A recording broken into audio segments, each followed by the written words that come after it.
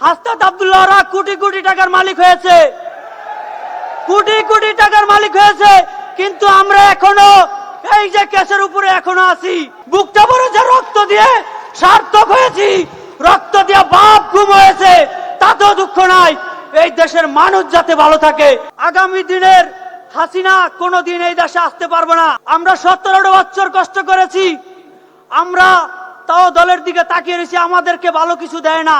কিন্তু হাসনাত সার্জিস, হাসনাত আব্দুল্লাহরা কোটি কোটি টাকার মালিক হয়েছে, কোটি কোটি টাকার মালিক হয়েছে, কিন্তু আমরা এখনো এই যে কেসের উপরে এখনো আছি। এই দেশের মানুষকে দিকে চায়া, এই দেশের মানুষকে যদি ভালোবাসেন, জনাব তারেক রহমানকে 10 বছর সময় দিতে হবে।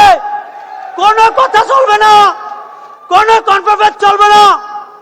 তো আগামী দিনের হাসিনা কোনোদিন এই দেশে আসতে পারবে না।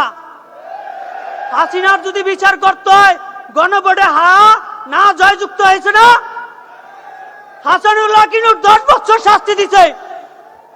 ভোট আমাদের আহত নিহত শহীদ পরিবারকে মতামত নিয়ে ওদের ফাঁসির রায় কার্যকর করতে হবে।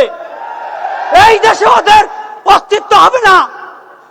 এই দেশকে জনাব তারেক রহমানের কাছে নিরাপদ, মাননীয় প্রধানমন্ত্রীর কাছে নিরাপদ, জিয়া পরিবারের কাছে নিরাপদ, অন্য কারো কাছে নয়, অন্য কারো কাছে নয়।